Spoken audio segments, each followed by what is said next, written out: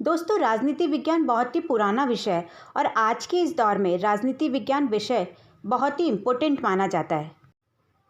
जहाँ तक शिक्षा के क्षेत्र का सवाल है, तो हर प्रकार की प्रतियोगिता परीक्षा, चाहे वो किसी भी स्तर पर हो, उसमें राजनीतिक विज्ञान से संबंधित सवाल पूछे ही जाते हैं। शुरुआत में इसे एक स्वतंत्र विषय के रूप में नहीं माना जाता था, बल्कि इसके अंदर नीतिशास्त्र, दर्शनशास्त्र, इतिहास एवं विधि शास्त्र जैसी धारणाएं शामिल थी। देखा जाए तो इन सब के अंदर राजनीति विज्ञान का ही अध्ययन किया जाता था। राजनीति विज्ञान का प्रयोग राष्ट्रीय और अंतर्राष्ट्रीय दोनों ही प्रकार की राजनीति को जानने और समझने और एक अध्ययन विषय के लिए किया जाता रहा है। इस विषय के अंदर राज्य, सरकार, सरकारी संस्थाओं, चुनाव प्रणाली व राजनीतिक व्यवहार, विचारधाराओं और उस हर विषय वस्तु का अध्ययन किया जाता है जिसका संबंध राज्य से हो। अगर हम बात करें विश्व स्तर की, तो इस विषय का जनक महान यूनानी दार्शनिक अरस्तु को माना जाता है। लेकिन दोस्तों, क्या आप जानते हैं कि भारत में राजनीति विज्ञान के जनक कौन थे? तो भारत में राजनीतिक विज्ञान के जनक कौटिल्य, चाणक्य थे। तो दोस्तों, अब तक आपके समझ में आ गया होगा कि आज के इस वीडियो में हम किस टॉपिक पे बात करने वाले हैं। तो गाइज, यहाँ आपको ये तो पता है कि राजनीति विज्ञान को अंग्रेजी में पॉलिटिकल साइंस कहते हैं। तो यहाँ पर पॉलिटिक्स शब्द का सबसे पहले सुप्रसिद्ध यूनानी दार्शनिक विद्वान अरस्तु द्वारा किया गया था। अरस्तु एक यूनानी विचारक थे और इन्हें राजनीति विज्ञान का पिता या जनक माना जाता है। तो यहाँ पॉलिटिकल शब्द की उत्पत्ति यूनानी भाषा के पॉलिस शब्द से हुई है, जिसका अर्थ है नगर राज्य। दोस्तों, प्राचीन समय में छोटे छोटे नगर राज्य होते थे। इन्हीं नगर राज्यों की स्थिति, कार्यप्रणाली एवं गतिविधियों का अध्ययन करने वाले विषय को ग्रीक निवासी पॉलिटिक्स कहते थे। अगर हम राजनीति विज्ञान के अर्थ को यूनानी विद्वान अरस्तु के शब्दों से समझने की कोशिश करें, तो अरस्तु कहते हैं कि मनुष्य एक सामाजिक प्राणी है। उनका स्वभाव उन्हें समाज में रहने के लिए प्रेरित करता है और उनकी ज़रूरतें उन्हें समाज में रहने के लिए मजबूर करती है। इसलिए अरस्तु का कहना है कि जो लोग समाज के बिना रह सकते हैं वो देवता या जानवर हैं। लेकिन इसके साथ साथ वो ये भी कहते हैं कि असली सच्चाई तो ये है कि देवता और जानवर दोनों ही समाज के बिना नहीं रह सकते, क्योंकि राज्य का अस्तित्व समाज की आवश्यकताओं के साथ साथ एक खुशहाल और समृद्ध सामाजिक जीवन की स्थापना करना भी है। तो वो विषय जो राज्य और सरकार से संबंधित प्रत्येक विषय का अध्ययन कराता है, वर्तमान युग में राजनीतिक शास्त्र या राजनीतिक विज्ञान कहलाता है। तो यहाँ पर राजनीति दो शब्दों का एक समूह है, राज प्लस नीति। तो यहाँ राज का मतलब है शासन और नीति का मतलब है उचित समय, उचित स्थान पर उचित कार्य करने की कला। मतलब विशेष नीति के द्वारा शासन करना या विशेष उद्देश्य को प्राप्त करना ही राजनीति कहलाती है। और अगर हम इसे दूसरे शब्दों में कहें तो जनता के सामाजिक और आर्थिक स्तर यानी सार्वजनिक जीवन स्तर को ऊंचा करना ही राजनीति है। तो राजनीति विज्ञान यानी पॉलिटिकल साइंस वह विज्ञान है जो मानव के एक राजनीतिक और सामाजिक प्राणी होने के नाते उससे संबंधित राज्य और सरकार दोनों संस्थाओं का अध्ययन कराता है। मतलब ये कि राजनीति विज्ञान मानव से संबंधित सरकार और राज्य दोनों विषयों का अध्ययन कराता है। राजनीति विज्ञान अध्ययन का एक बड़ा विषय या क्षेत्र है। राजनीति विज्ञान में ये तमाम बातें शामिल होती हैं, जैसे राजनीतिक चिंतन, राजनीतिक सिद्धांत, राजनीतिक दर्शन, राजनीतिक विचारधारा, संस्थागत या संरचनागत ढांचा, तुलनात्मक राजनीतिक, लोक प्रशासन, अंतर्राष्ट्रीय कानून और संगठन जैसी बातें शामिल की गई है। तो ये जो प्लेटो या अरस्तु थे या फिर जो दूसरे दार्शनिक विचारक थे, ये लोग पॉलिटिक्स मतलब नगर छोटे छोटे राज्यों से लगाया करते थे, ना कि पूरे एक देश से। और फिर धीरे धीरे पॉलिटिक्स का विकास होने लगा, ये बना पॉलिटिकल साइंस। अब पॉलिटिकल साइंस में यूज़ होने लगा पॉलिटिक्स का। मतलब ये कि राजनीति से बना राजनीतिक विज्ञान। और जिस पॉलिश शब्द का यूज़ छोटे छोटे नगर और राज्यों के लिए किया जाता था, अब उस पॉलिटिकल का मतलब पॉलिटिकल साइंस का यूज़ बड़े बड़े राष्ट्रों व राज्यों के लिए किया जाने लगा। और इस प्रकार से राजनीति विज्ञान का विकास हुआ। प्रोफेसर जेम्स विल्फोर्ड गार्नर ने कहा था कि राजनीति विज्ञान राज्य के साथ शुरू और समाप्त होता है। मतलब उन्होंने राजनीतिक विज्ञान का जो केंद्र बिंदु है वो राज्य को माना था, जबकि आधुनिक विचारक जो है वो राज्य या सरकार को अपना केंद्र बिंदु न मानते हुए समाज को अपना केंद्र बिंदु मानते हैं। मतलब ये कि जो प्राचीन दार्शनिक थे वो सिर्फ राज्य को सर्वस्व मानते थे और जो आधुनिक विचारक हैं वो समाज को सर्वस्व मानते हैं। तो यहाँ समाज से मतलब है व्यक्ति, यानी समाज के अंदर व्यक्ति की भावना को केंद्र बिंदु मानकर राजनीतिक विज्ञान का अध्ययन करना चाहते हैं, और वो भी आधुनिक दृष्टिकोण के माध्यम से। और इसीलिए राजनीतिक विज्ञान के क्षेत्र को भी सुविधा और व्यवस्था की दृष्टि से दो भागों में बांटा गया है। पहला है प्राचीन या परंपरागत दृष्टिकोण और दूसरा है आधुनिक दृष्टिकोण। तो जैसा कि मैंने अभी आपको बताया कि राजनीतिक विज्ञान के क्षेत्र को सुविधा और व्यवस्था की दृष्टि से दो भागों में बांटा गया है, यानी राजनीतिक विज्ञान के क्षेत्र को।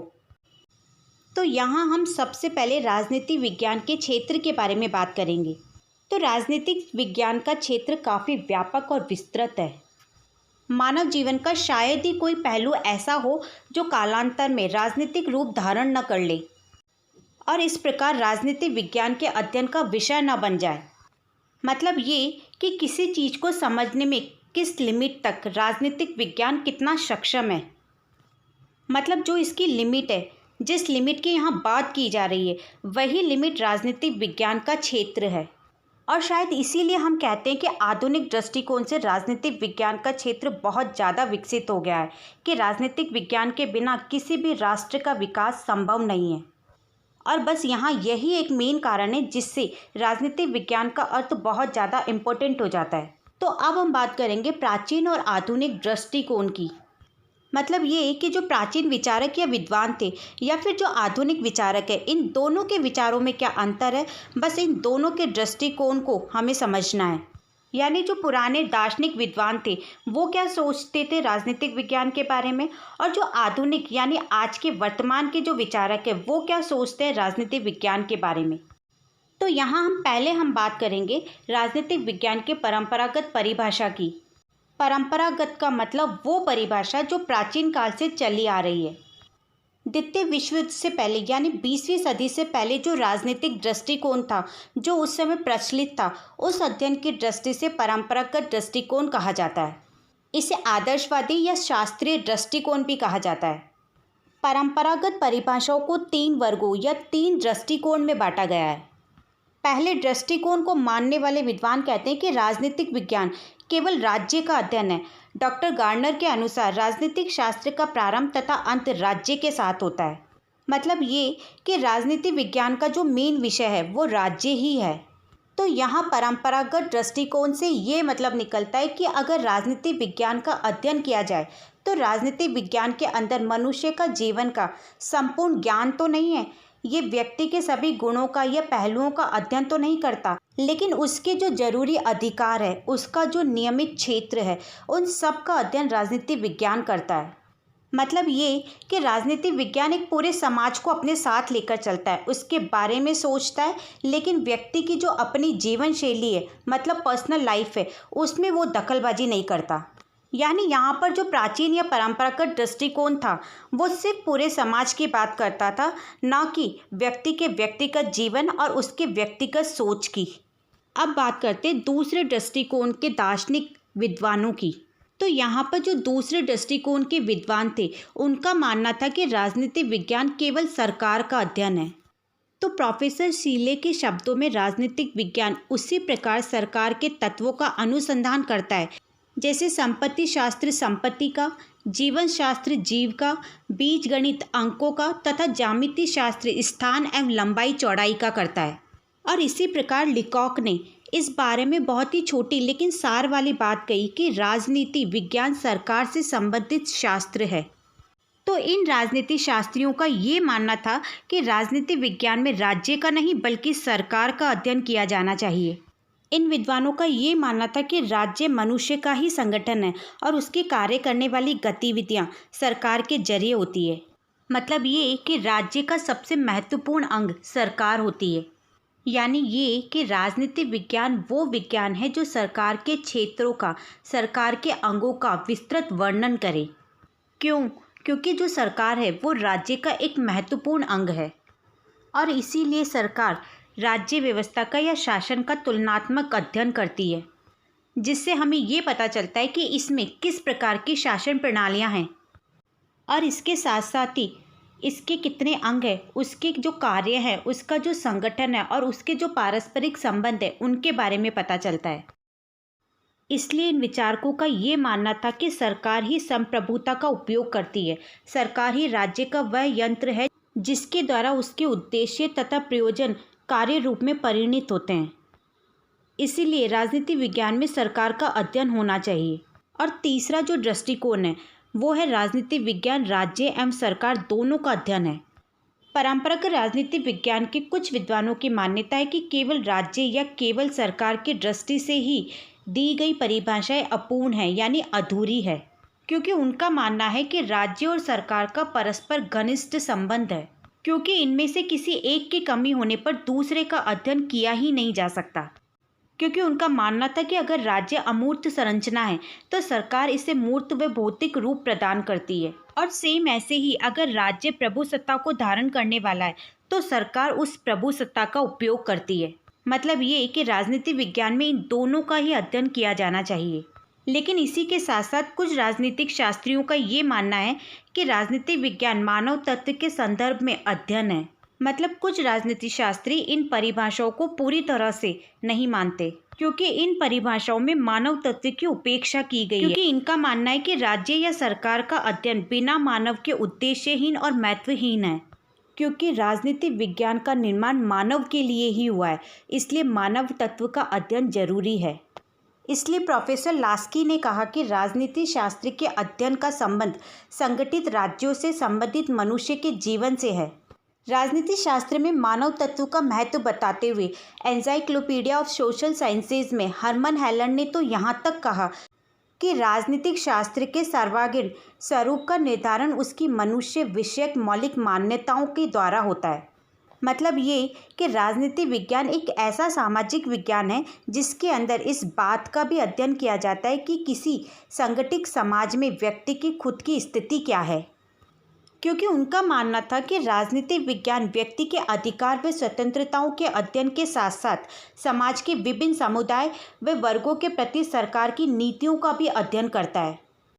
मतलब ये कि राजनीति विज्ञान में राज्य, सरकार और संगठनों व संस्थाओं से संबंधित मानव के राजनीतिक जीवन के बारे में भी बताया गया है। तो ये तो था प्राचीन दृष्टिकोण। अब हम बात करेंगे आधुनिक दृष्टिकोण की, यानी आधुनिक विज्ञान के जो विचारक है उनका क्या दृष्टिकोण है पॉलिटिकल साइंस को लेकर। तो यहाँ राजनीति विज्ञान के आधुनिक क्षेत्र में कुछ खास विषयों को शामिल किया गया आधुनिक विद्वानों द्वारा, जैसे मानव व्यवहार एवं प्रक्रिया। जहाँ परंपरागत राजनीतिक विज्ञान संस्थागत था, वहीं आधुनिक राजनीतिक विज्ञान व्यवहारिक है। ये सरकार और उसकी संस्थाओं की संरचना के अलावा मनुष्य के पूरे राजनीतिक व्यवहार का अध्ययन करता है। और ये शायद इसी का नतीजा है कि आज राजनीतिक विज्ञान का मेन विषय राज्य के स्थान पर व्यक्ति का व्यवहार बन गया है।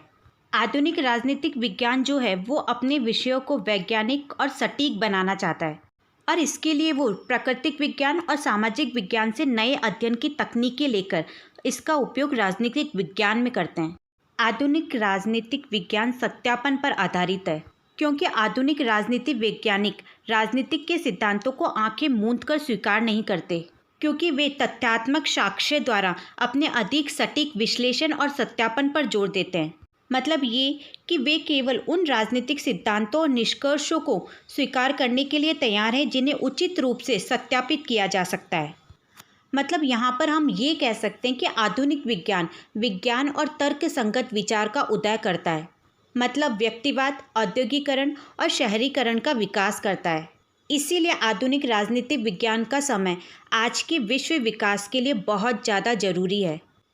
इसीलिए आधुनिकता में अन्य कारणों के साथ साथ वैज्ञानिक ज्ञान और समाधान, विकसित शहर और औद्योगिकरण में वृद्धि देखी जा सकती है।